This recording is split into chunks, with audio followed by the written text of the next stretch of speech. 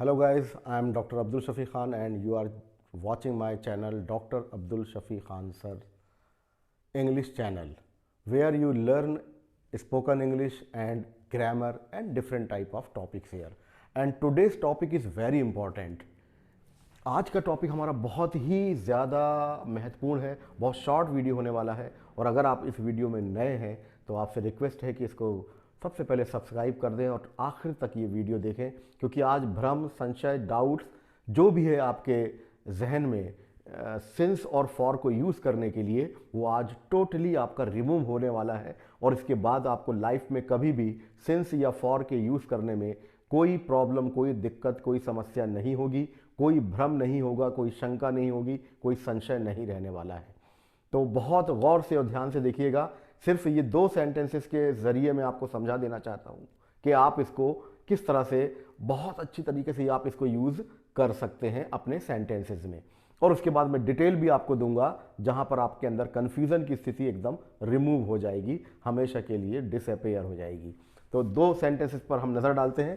पहला सेंटेंस है हमारा, I have been living here for 6 month.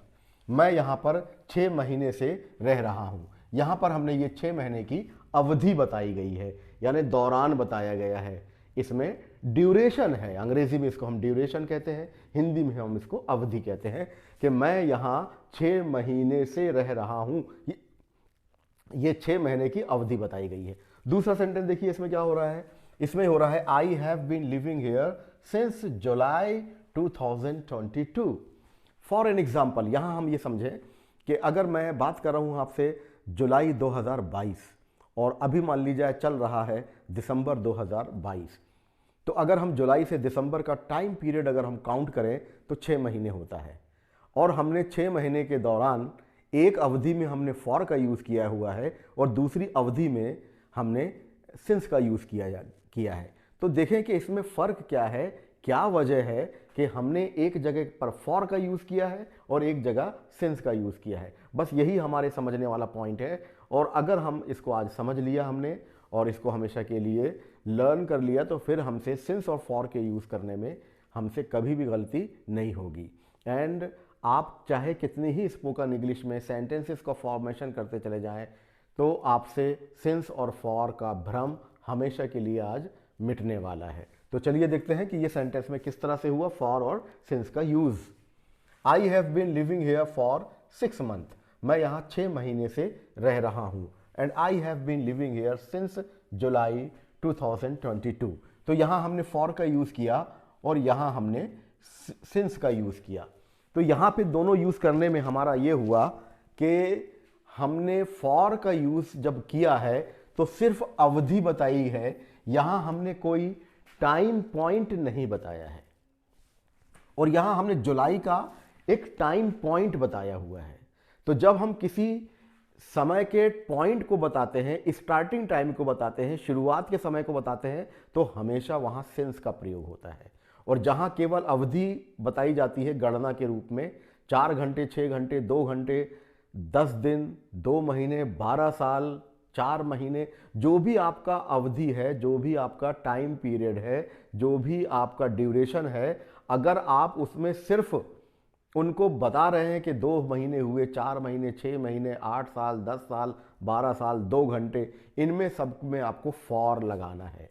लेकिन जब आप इसको स्टार्टिंग टाइम में लेते हैं, जैसे कि आपने 2 घंटे ना बोलकर 2 o'clock कहा, तो यहाँ आपने स्टार्टिंग पॉइंट एग्जैक्ट बताया।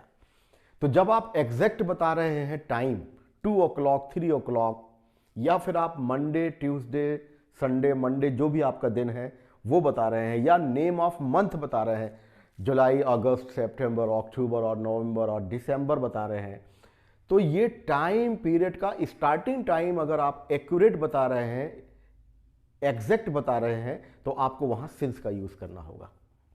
जैसे फॉर एन एग्जाम्पल, इसी सेंटेंस को मैं आपको एग्जाम्पल दे रहा हूँ, देखिएगा आपको। मैं सिवनी में 10 वर्षों से रह रहा हूँ, तो मैं कहूँगा I have been living in Seoni for 10 years, for 10 years.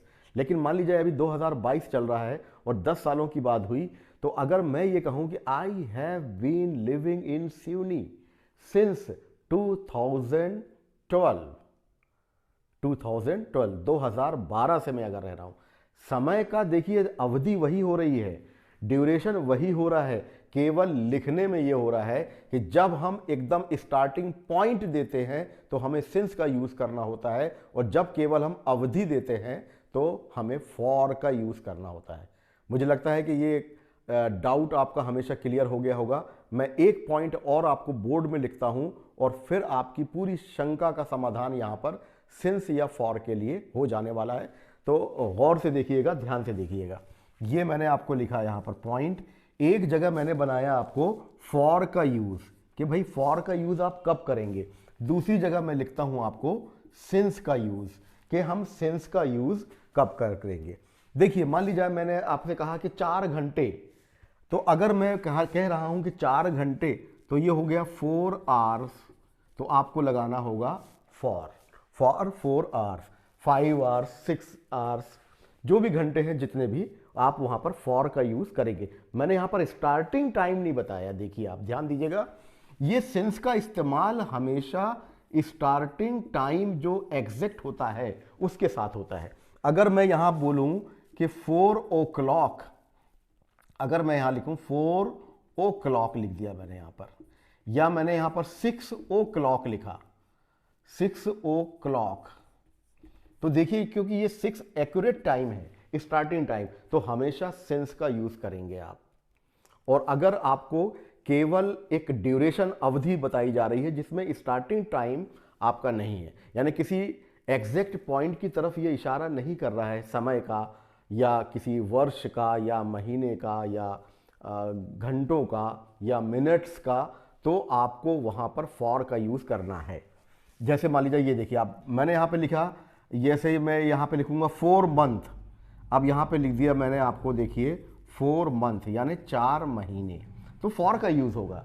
लेकिन यहां अगर मैंने मंथ कोई लिख दिया, मंथ का नाम मान लीजिए मैंने अक्टूबर लिख दिया यहां पर, अक्टूबर, तो मुझे यहां पर सिंस का यूज करना होगा। अगर मैंने यहां पर लिख दिया दिसंबर, तो ये दिसंबर अगर हमने लिखा, अगर मैंने लिखा अगस्त, अगस्त अगर लिखा, तो भी मुझे यहां सिंस का यूज करना होगा। Same thing happen in years also. अगर मैंने कहा 12 साल, 12 ईयर्स, ये देखिए 12 साल कहा तो मुझे फॉर करना होगा।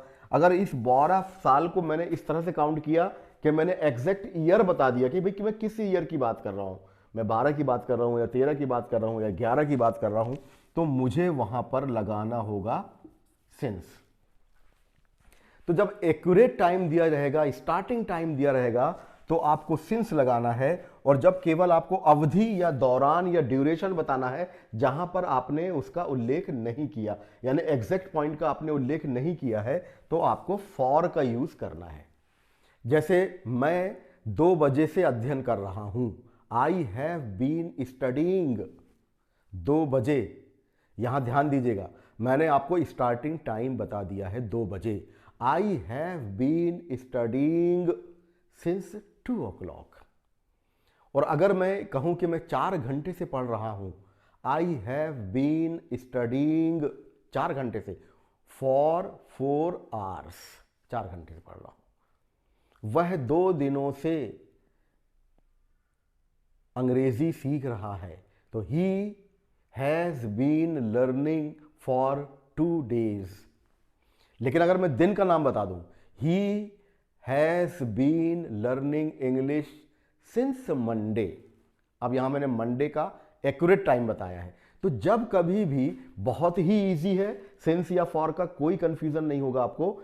स्टार्टिंग टाइम अगर आप बता रहे हैं एक्यूरेट, तो आपको सिंस का यूज करना है, और आपने सिर्फ अवधि बतानी है तो आपको फॉर का यूज करना है। मैं 4 दिनों से अंग्रेजी सीख रहा हूं, I have been learning English for 4 days। मैं 7 हफ्तों से अंग्रेजी सीख रहा हूं, I have been learning English for 7 weeks।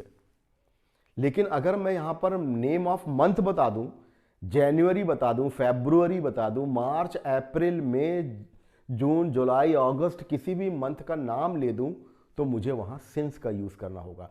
Years का मैं नाम ले दूं, 2010, 12, 13, 14, 15 जो भी है, वहां अगर मैं ले दूं उसका नाम, तो मुझे सिंस का यूज करना होगा। तो it is very easy to use of here since और for, and it is also used in present perfect continuous tense ज़्यादातर, और इसको हम पैसिव वॉइस में पास्ट परफेक्ट टेंस में यूज़ कर सकते हैं, या प्रेजेंट परफेक्ट टेंस में भी हम यूज़ करते हैं सिंस और फॉर का।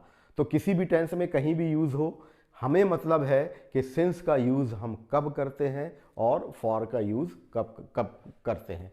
तो so many sentences you can take it at your home and try to use it and mention this point hair.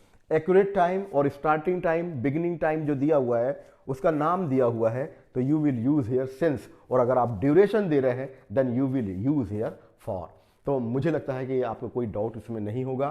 फिर भी अगर कुछ सजेशंस हो तो डिस्क्रिप्शन बॉक्स में ज़रूर मेंशन करिएगा। और अभी तक अगर आपने चैनल सब्सक्राइब नहीं किया है तो I request to you please subscribe my channel and you watched my channel very carefully. Thank you very much to all of you.